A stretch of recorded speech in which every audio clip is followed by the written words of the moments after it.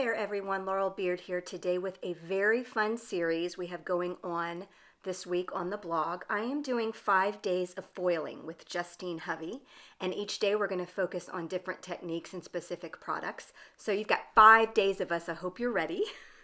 Below in the YouTube description will be a link to my blog and also to her blog, and each day we'll continue to provide that information for our current videos. So 5 days of foiling, let's get started.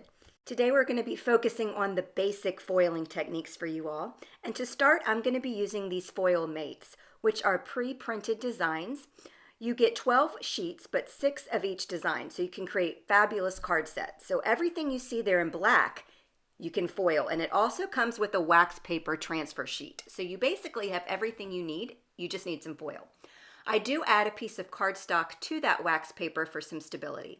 So what I'm going to do is just trim various pieces of foil, and I'm going to make sure they're big enough to cover those images there.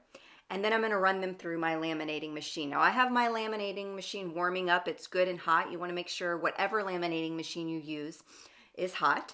And then you want to make sure that you are inserting the folded side into your laminator. Not the open side, the folded side. If you do the open side, it's going to get all crushed inside your laminator. I always run through the parchment paper twice just to make sure it gets good and melted, and then I press it down with my fingers a little bit.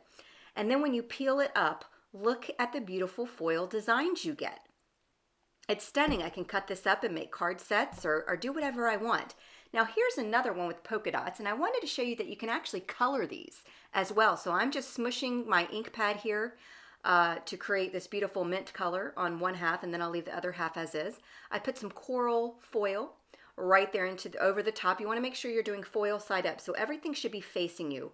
The foil sheet and also the design. You want everything faced up and looking at you all nice and pretty. And I did trim around the edges. I don't want any foil hanging outside my transfer paper. And you can see that all that foil has transferred over to both the printed side and the side I left alone. And here's a little quick card I made with polka dotted hot coffee mugs. I mean, seriously, how cute is that?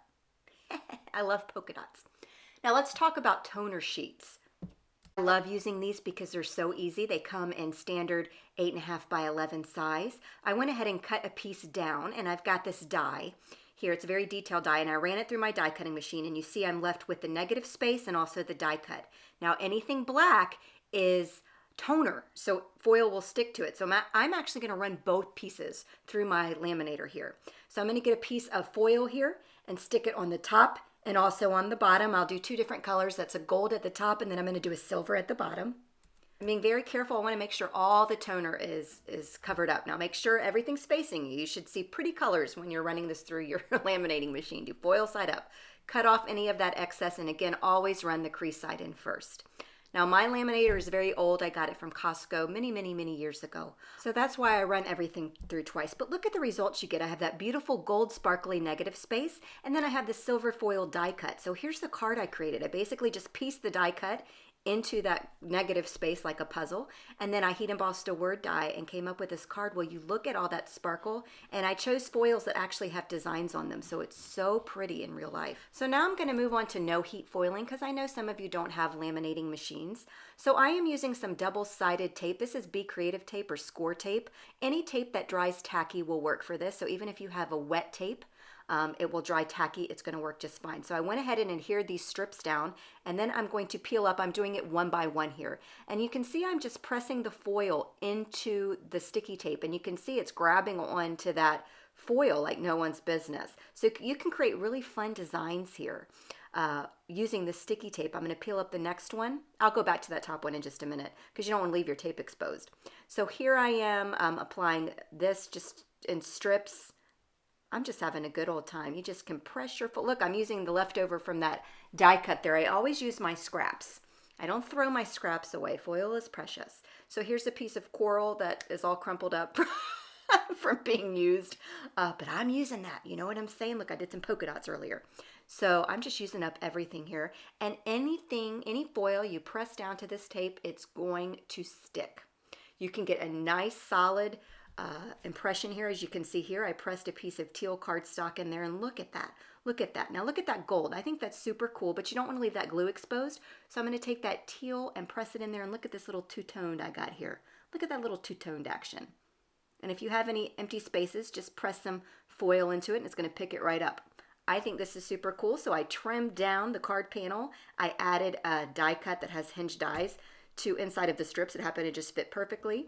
And if you look carefully, you will see through the letters is some foil. That's some leftover foil I had, so I lined the back of that card panel with that foil. I adhered it all down and then glued everything down to a card base. Now in future videos for this week, I am going to put together some cards, but today there's so many different techniques here, so I didn't want to overwhelm you. So this is some Be Creative tape. It's basically the same tape I just used, but in big panels. So I cut it down to size and used that same die cut, and it's sticky, remember? So I went ahead and adhered the back side to a card base, and then I peeled off the lining paper of the front, and then I am pressing this foil. I'm making sure, this is a very intricate die, so I want to make sure that every piece of that glue is touching that foil. And will you look at that beautiful, beautiful foil piece. And again, if you see any spots that are missing, just take your foil and press it right into there, and that glue is going to grab onto it like no one's business. And then I've got this beautiful negative space that I can use later, which I'll show you in another video. And I've got this beautiful foiled design. It's just stunning. So I went ahead and trimmed this down because that was a scratch piece of paper I was working on.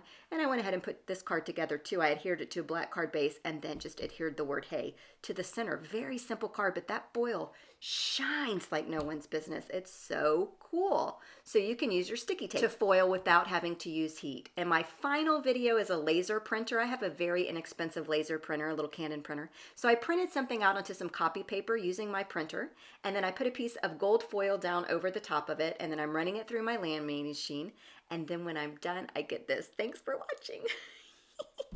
So thanks so much for joining us today. Links below to the supply and to Justine's blog, her video, and also my blog post with some still photos for you all is going to be linked below in the YouTube description, and we'll see you tomorrow.